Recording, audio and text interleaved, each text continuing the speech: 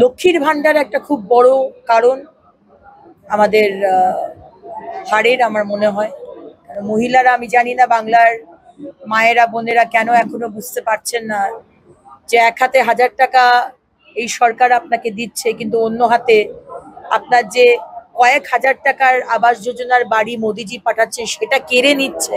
আপনি কেন বুঝতে পারছেন না? আমি বুঝতে পারছি না। আপনার শৌচালয় কেড়ে নেওয়া হচ্ছে, আপনার সন্তানের চাকরি কেড়ে নেওয়া হচ্ছে, আপনার সন্তানদের চাকরি, ছেলে হোক মেয়ে হোক, আপনার যে সন্তানই হোক, কিন্তু আপনার সেই সন্তানের যে চাকরি পাওয়ার কথা ছিল সেই চাকরিটা কেড়ে নিয়ে আজকে যারা কি বলবো রোহিঙ্গা এবং অনুপ্রবেশকারী তাদের আধার কার্ড বানিয়ে ভোটার কার্ড বানিয়ে দিয়ে দেওয়া হচ্ছে। আজকে মহিলাদের সম্মান নেই। আমি জানি না বাংলার মায়েরা বা মেদিনীপুরের মায়েরা কেন সেটা বুঝতে পারছেন না। দেখুন, আজকে আমাদের আজকে তো এখানে আমি রয়েছি মেদিনীপুর আমাদের জেলা কার্যালয়ে, কিন্তু পরশু থেকেই আমাদের এখানে কার্যকর্তারা যারা গ্রামে ঢুকতে পারেনি তারা আজকে এখানে আশ্রয় নিয়েছে এবং আজকে প্রচুর লোক খড়গপুর গ্রামীণ থেকে, দাঁতন থেকে, নারায়ণগড় থেকে, শালবনী থেকে এবং আমাদের পাশের লোকসভা ঘাটাল থেকে, কেশপুর থেকে, ঘাটাল লোকসভা কেশপুর বিধানসভা থেকে প্রচুর মানুষ আজকে ভাইরা এখানে রয়েছে, যারা অত্যাচারিত হয়েছে, মারধর হয়েছে এবং তারা ঘর ছাড়া। 2021-এ ঠিক যে চিত্রটা দেখেছিলাম, মুখ্যমন্ত্রী মমতা বন্দ্যোপাধ্যায়ের নেতৃত্বে তৃণমূল কংগ্রেস যে ঔদ্ধত্য এবং যে নিম্নরুচির রাজনীতি তারা করে থাকে, যার পরিচয় তারা দিয়েছিল, যদিও বা মুখ্যমন্ত্রী সেই সময় বলেছিলেন কিচ্ছুটি হয়নি, ন্যাশনাল হিউম্যান রাইটস কমিশন এসে বলেছিল না হয়েছে, 10,000 মানুষ ঘর ছাড়া, হাজার হাজার মহিলা শ্লীলতাহানি হয়েছে, ধর্ষণ হয়েছে, বাড়ি ভাঙচুর হয়েছে। ঠিক সেই একই জিনিস আমরা পরশুদিন দুপুর থেকে দেখতে পাচ্ছি এবং আজকে সেই কারণেই এখানে এসেছি। আমার কার্যকর্তার পাশে আমি আগেও ছিলাম, আজকেও আছি, আগামী দিনেও থাকবো।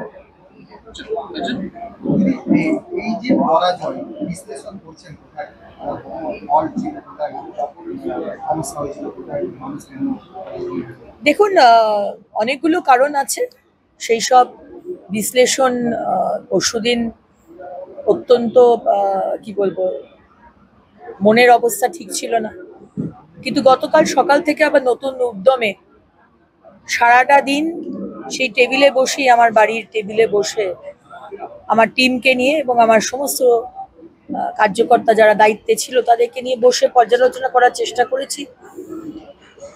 ইন্ট্রোস্পেকশন করাটা দরকার, কোথায় ভুল হলো, কেন সামান্য 27,000 ভোটে হারতে হলো। সংখ্যালঘু ভাইরা বোনেরা খড়গপুর গ্রামীণ থেকে প্রায় 42,000 ভোটের লিড দিয়েছিল এবং সেই লিডটা আমাদের বাকি যে বিধানসভা যেখান থেকে লিডটা পাওয়ার কথা ছিল, স্পেশালি খড়গপুর সদর, সেখান থেকে অত বেশি লিড পাইনি, 22,000 মতো।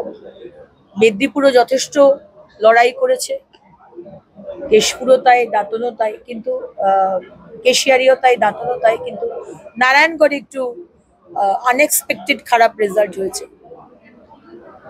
লক্ষ্মীর ভান্ডার একটা খুব বড় কারণ আমাদের হারের আমার মনে হয়।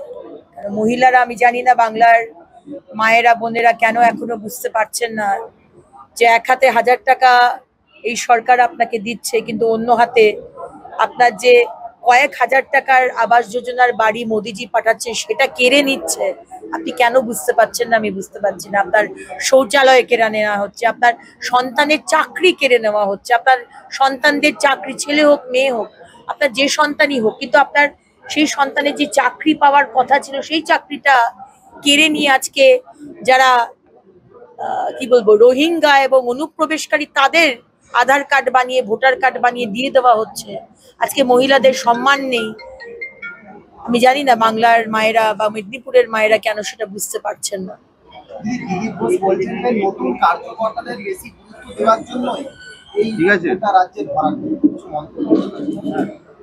দেখুন, দিলীপ দা আমাদের অত্যন্ত সিনিয়র নেতৃত্ব, উনি যেটা বলেছেন তার উত্তর উনি দেবেন, আমি দেব না।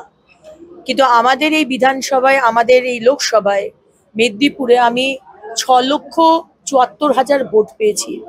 আমি ধন্যবাদ জানাই, কৃতজ্ঞতা জানাই নতমস্তকে মেদিনীপুরের মানুষের কাছে, যে ২ মাসের মধ্যে আপনারা ৬,৭৪,০০০ ভোট আমাকে দিয়েছেন।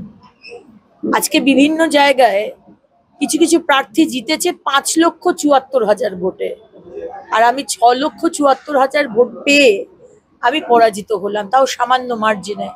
সুতরাং আমার কমিটমেন্ট টুয়ার্ডস মেদিনীপুরের মানুষ, মেদিনীপুর লোকসভার মানুষ এবং মেদিনীপুরের কার্যকর্তারা, বিজেপির কার্যকর্তারা, সবার কাছে আমার কমিটমেন্ট থাকবে, ডেডিকেশন থাকবে।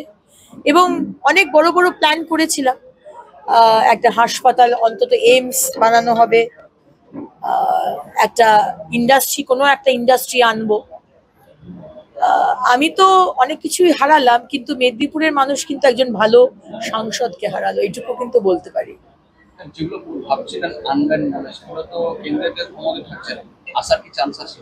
দেখুন, আমি যদি এমপি হতাম তাহলে তো আমার সেই পাওয়ারটা থাকতো নিয়ে আসার।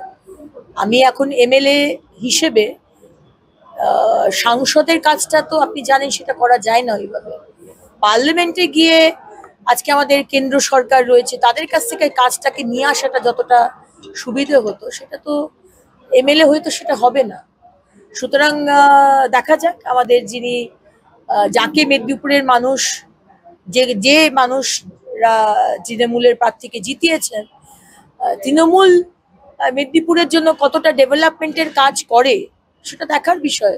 আমিও চোখ কান খোলা রাখবো, আপনারাও দেখবেন, মেদিনীপুরের মানুষই দেখবে। আমরা নিশ্চয়ই বাংলাকে ভাতার বাংলা করে রাখতে চাই না, তাই না? আমরা তো মাথা উঁচু করে বাঁচতে চাই। আমরা রবীন্দ্রনাথ ঠাকুর, স্বামী বিবেকানন্দ, বিদ্যাসাগর, এই মেদিনীপুরের বিদ্যাসাগর, মাতঙ্গিনী হাজরা যে চোখে চোখ রেখে লড়াই করেছে, ক্ষুদিরাম বোস যে দেশের জন্য জীবন দিয়েছে, বাংলার জন্য জীবন দিয়েছে, আমরা তাদের সেই মাটিতে লড়াই করতে পেরে আমি ধন্য।